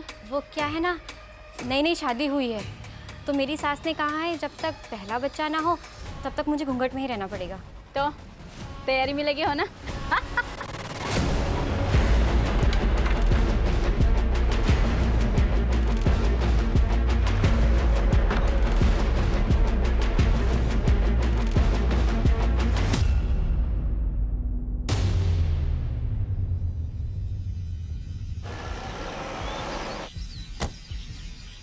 सर संजीव बोरा तो एक हफ्ते से ऑफिस ही नहीं आए, वो तो अपने घर गए।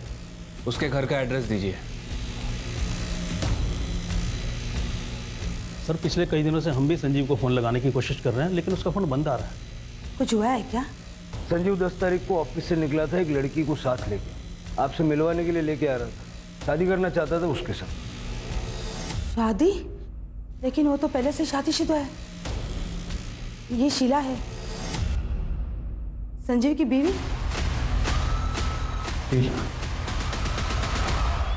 सर, पोस्टमार्टम रिपोर्ट के हिसाब से मौत 10 नवंबर की रात को 12 बजे से लेकर 2 बजे के बीच में हुई है। और सर इम्पोर्टेंट बात, वो 2 वीक्स प्रेग्नेंट भी थी। मतलब जैसा उर्मी ने पूजा के बारे में बताया कि बॉडी पूजा की हो सकती है। सर ये फॉरेंसिक रिपोर्ट। सर चाकू पे जो ब्लड है वो बॉडी से मैच कर रहा है। मतलब क्लियर है कि ये मर्डर वेपन चाकू ही है। चाकू पे फिंगरप्रिंट भी विजिबल है। ये जो चाकू पे फिंगरप्रिंट्स मिले हैं उनको संजीव के फिंगरप्रिंट से मैच करके देखो आधार कार्ड से। ठीक है सर। गुड्डू के फ़ोन में कोई हलचल? फिलहाल तो नहीं सर, उसका फ़ोन 10 नवंबर से बंद ही है। सर और एक इन्फॉर्मेशन मिली है, पूजा का फ़ोन एक्टिवेट हो गया है सिन्नर में। चलो। तब मैं खेत में आ रहा था, तब मुझे ये फ़ोन मिला। जब मैंने ऑन किया तो चालू हो गया। एग्जैक्टली कहाँ मिला था? यहाँ मिला था। आसपास जरा चेक करो। Yes sir.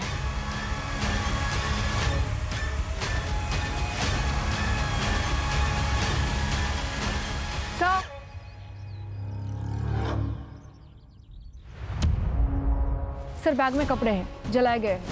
एक बार उर्मी को दिखा दो। Yes sir. सर उर्मी ने कंफर्म कर दिया है कि वो चूड़ीदार सूट पूजा का ही है। इनफैक्ट उसके पास एक पिक्चर भी है जिसमें कुछ महीने पहले पूजा ने वो ड्रेस संजू के बर्थडे में पहनी थी। अब ये देखिए सर। सर पूजा की डेड बॉडी की डीएनए रिपोर्ट आ गई है। रिपोर्ट के हिसाब से उसका डीएनए ना तो चंदर से मैच कर रहा है और ना ही रमा से, लेकिन संजू से 50% मैच कर रहा है सर। मतलब ये कंफर्म हो गया वो लास्ट पूजा की थी। बेचारा संजू। मैं अभी उर्मी को इन्फॉर्म कर देती हूँ। संजीव को जल्द से जल्द ढूंढो, वही बता सकता है कि पूजा के साथ हुआ क्या था। Right sir.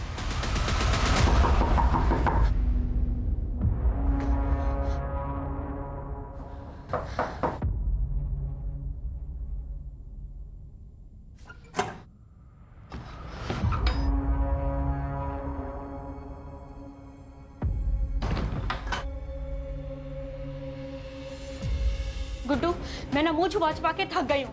अब इस घूंघट में ना घुटन हो रही है। तो तुम क्या चाहती हो? हम लोग पकड़े जाएं? एक तो तुम्हारे बाप ने मुझ पर किडनैपिंग का केस फाइल किया है, पुलिस कुत्तों की तरह ढूंढ रही है मुझे। हम शादी क्यों नहीं कर लेते? हम एडल्ट्स हो चुके हैं और हमें कोई रोक भी नहीं पाएगा शादी करने से। प्लीज गुड्डू शादी कर लेते। अरे क्या शादी शादी शादी यार, हम लोग शादीशुदा की तरह रह रहे हैं ना। शादी शादी शादी। गुड्डू अब तुम मुझे डरा रहे हो। हम जब से घर से भागे हैं ना तो अजीब तरीके से बिहेव करने लगे हुए। सर ये कंफर्म हो गया है, चाकू पे जो फिंगरप्रिंट्स मिले हैं वो संजीव के ही है। सर एक कमाल की खबर हाथ लगी है। ये गुड्डू आइडल प्लेसमेंट में काम करता है लेकिन 10 नवंबर से गायब है। और गुड्डू और संजीव बचपन के दोस्त हैं। संजीव के कॉल रिकॉर्ड से पता चला है कि दोनों आपस में लगातार टच में थे और 9 और 10 नवंबर को दोनों ने बहुत कॉल एक्सचेंज किए हैं। अब सारी पजल के टुकड़े अपनी जगह पे सही फिट बैठ गए। इतना तो क्लियर है कि संजीव और गुड्डू ने मिलके ये सारा प्लान बनाया। संजीव को रितिका पसंद थी और उसने पूजा से दोस्ती सिर्फ इसलिए की क्योंकि वो रितिका जैसी दिखती थी। बाद में उसने पूजा को मार दिया, उसे रितिका के कपड़े पहनाए और उन कपड़ों पर भी चाकू से स्टैब किया और चेहरा कुचल दिया ताकि चेहरा पहचानने में ना आए और हमें लगे कि रितिका मारी गई है। और इस तरह से गुड्डू और रितिका को लोग ढूंढना ही बंद कर देना। इसका मतलब रितिका भी इस क्राइम में शामिल है? बिल्कुल हो सकता है, तभी तो रितिका के कपड़े पूजा की बॉडी पर पहुंचे। मतलब अगर हम संजीव को पकड़ लें तो रितिका और गुड्डू भी हाथ आ सकते हैं। सर एक और डेड बॉडी मिली है। सर ये संजीव ही है।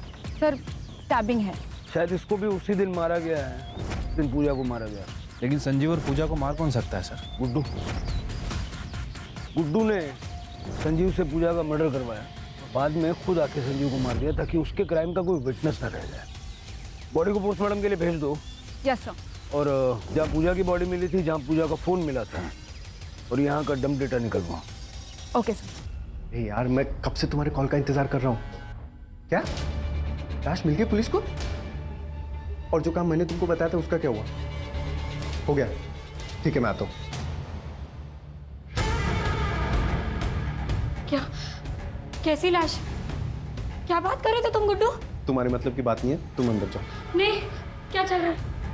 प्लीज बताओ क्या चल रहा है? अरे तुम्हारे मतलब की बात नहीं है, तुम अंदर जाओ। मुझे अब डर लग रहा है, प्लीज बताओ क्या चल रहा है? अरे मैंने बोला ना तुम्हारे मतलब की बात नहीं है।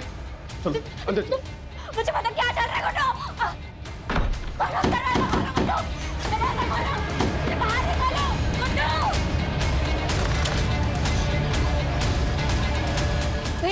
सुनो ना, एक मिनट जरा। भैया क्या मैं आपका फोन यूज कर सकती हूँ? बस एक मिनट बात करनी।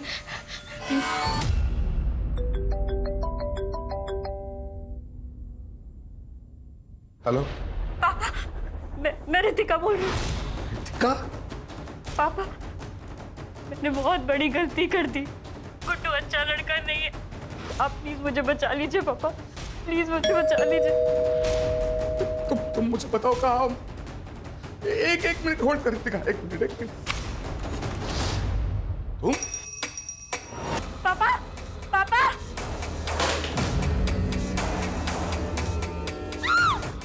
मम्मी क्यों नहीं आ रही है? मम्मी क्या हुआ?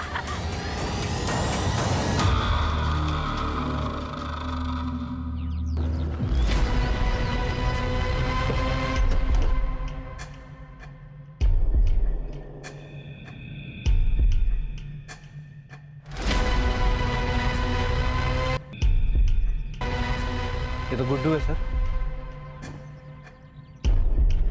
वैसे भी संजीव की तरह मारा गया है सर। देख कर लग रहा है कि 1-2 दिन हो चुका है। आसपास देखो जरा।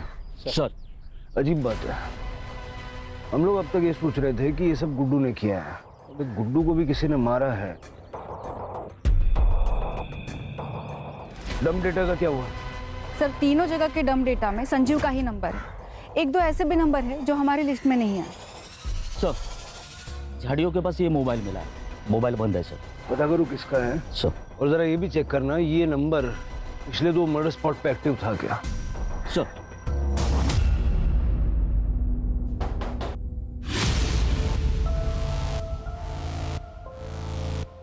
जी ये फोन हमें गुड्डू की डेड बॉडी के पास मिला, हमारा है। वैसे ये फोन संजीव और पूजा के मर्डर लोकेशन पे भी एक्टिव था। हाँ सर, ये मेरा ही फ़ोन है, ये मेरा एक्स्ट्रा नंबर है सर। जब गुड्डू रितिका के साथ भाग रहा था तब मैंने ही उसे ये फ़ोन दिया था। अमरीश, तेरे पास एक्स्ट्रा फ़ोन है?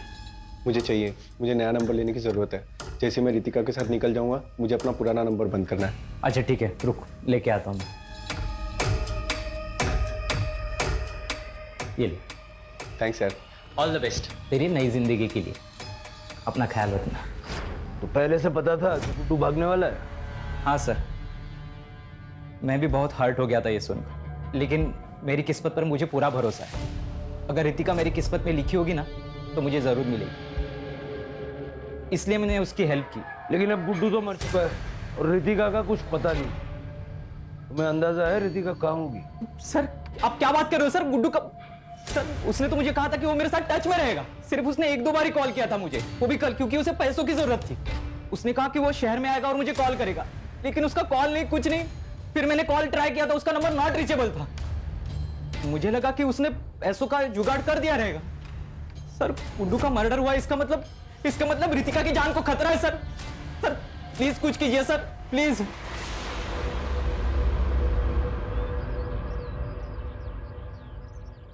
ये अमरीश पे कड़ी नजर रखो, गुड्डू के टच में था। सर एक बहुत इंटरेस्टिंग चीज़ पता चली है। रितिका के पापा को कल एक अननोन नंबर से कॉल आया था।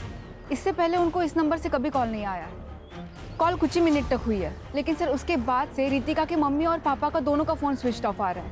सर स्ट्रेंज बात तो ये है, जिस अननोन नंबर से उनको कॉल आया था वो नंबर भी स्विच ऑफ आ रहा है। चलो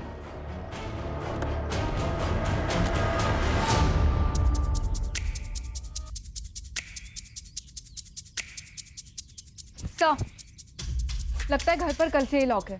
पड़ोस में रहने वाले आंटी ने बताया कि वो कल 6 बजे के आसपास रमा से मिलने आई थी, लेकिन तभी भी घर पर ताला ही था। लेकिन सर उनके पास ये स्पेयर की थी। खोलो खोलो। Yes sir.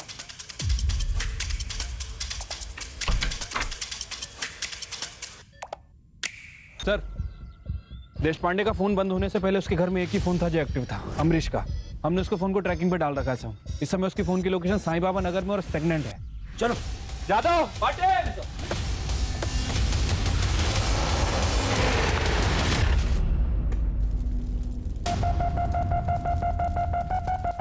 अंकल जी मुझे पता है कि आप मेरी शादी रितिका से करवाना चाहते हो, इसलिए मैंने मेरे रास्ते के सारे कांटों को हटा दिया है। मेरी दुल्हनिया, वाह क्या लग रहे हो तुम। आ जाओ आ जाओ आ जाओ आ जाओ, आ जाओ। बैठो।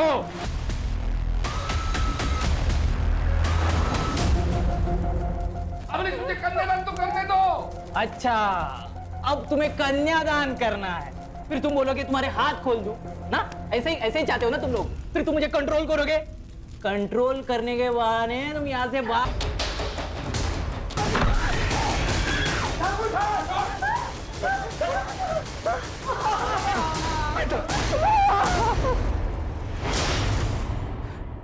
मुझे पता था गुड्डू और संजू दोनों एक दूसरे के करीबी दोस्त थे। मुझे एहसास हुआ कि इन दोनों के बीच में ना कुछ तो खिचड़ी पक रही है। खास करके तब जब रितिका ने गुड्डू के साथ भागने के एक दिन पहले मुझसे कहा कि उसने प्लान बनाया। मैंने कहा प्लान? ठीक उसी के बाद गुड्डू मुझसे मेरा फोन मांगने के लिए आया था। नहीं। अरे हो जाएगा रे, हो जाएगा। मुझे कल से बहुत अलर्ट रहने की जरूरत है। प्लान बहुत भयंकर है, गलती नहीं कर सकता। तेरी ड्रिंकिंग कैपेसिटी मुझे पता है, एंड आई एम श्योर तेरा प्लान भी ब्रिलियंट होगा। हाँ। एक पूजा नाम की लड़की है, बिल्कुल रितिका जैसी दिखती है। वो संजू है ना, वो उसको मार देगा और रितिका के कपड़े पूजा को पहना देंगे, और मैं इधर ये रितिका को कुछ ऐसे कपड़े पहना दूंगा कि कोई उसको पहचान नहीं पाएगा, और संजू उसका पूरा चेहरा खराब कर देगा, कोई उसको पहचान ही नहीं पाएगा। फिर संजू उसका चेहरा इतना खराब कर देगा कि कोई उसकी पहचान नहीं कर पाएगा। अच्छा, ताकि सबको लगे कि रितिका मर चुकी है। वाह यार, क्या बढ़िया प्लान बनाया तूने। अब जैसे ये खबर आएगी बाहर कि रितिका मर गई, तो उसको कौन मिलेगा? फिर हम लोग चैन से रहेंगे। चीयर्स। मुझे तो सारा प्लान मालूम था, मेरे लिए सारी चीजें आसान थी।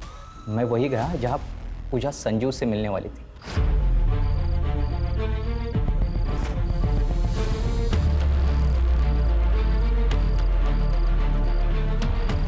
आ गए तुम? प्लान के मुताबिक संजू वहां रितिका के कपड़े लेके आया।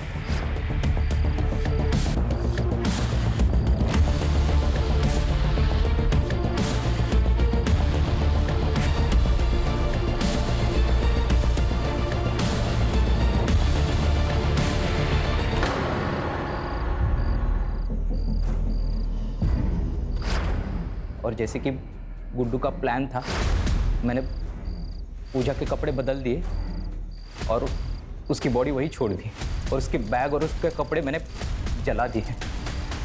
संजीव की बॉडी मैंने फेंक दी। मैंने गुड्डू को एक सुझाव दिया था।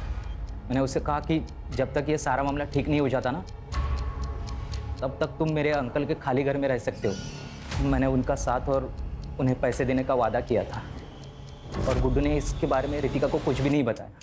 कल ही उसने मुझसे पैसे मांगे क्योंकि उसे पैसे की ज़रूरत थी। मैंने उसे 25,000 रुपये देने का वादा किया था, और वो मेरे दिए हुए फ़ोन से वो मेरे कांटेक्ट में था, और उसे वही बुलाया जहां मैंने पहले मर्डर्स किए थे, और जैसी उम्मीद थी वो वहां आया भी।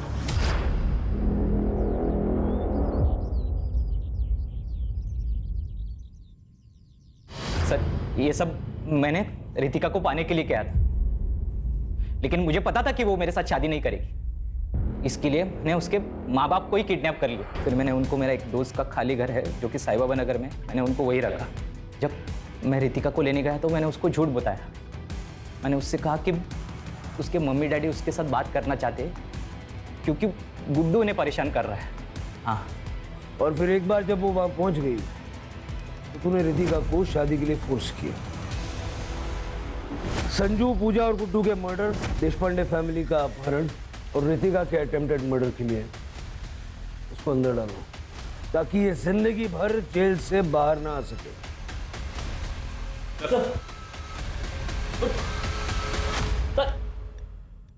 सर, मैंने रितिका को पूछा कि उसने अपने पेरेंट्स को कैसे कांटेक्ट किया, तो उसने बताया कि उसने खिड़की से बाहर किसी की मदद मांग के उसका फ़ोन लेकर अपने पेरेंट्स को कांटेक्ट किया। लेकिन वो नंबर भी बाद में बंद ही आ रहा था ना। हाँ सर, मेरी उससे बात हुई। उसने कहा कि उसका फ़ोन पानी में गिर गया था। शिरके किस ख्याल में खोए हो? सर मैं उस बेचारी पूजा के बारे में सोच रहा हूँ। उसे बेवजह अपनी जान गंवानी पड़ी। संजू अनाथ हो गया, संजीव की पत्नी विधवा हो गई और कामले ने अपना एक लौता बेटा खो दिया। सर आपको नहीं लगता कि ये सारे मर्डर्स अवॉइड किए जा सकते थे अगर चंदर गुड्डू के लिए मान जाता तो? इसे पता क्या होता, हो सकता है अमरीश कोई और क्रेजी आइडिया लेके आ जाता। सर आज के ज़माने में भी लोग जात पात इन सब चीज़ों को मानते हैं। लोग अपनी सोच को बदलने के लिए तैयार ही नहीं। शिरके ऐसा है कि हम जुर्म से लड़ सकते हैं, लोगों की मान्यताओं से नहीं।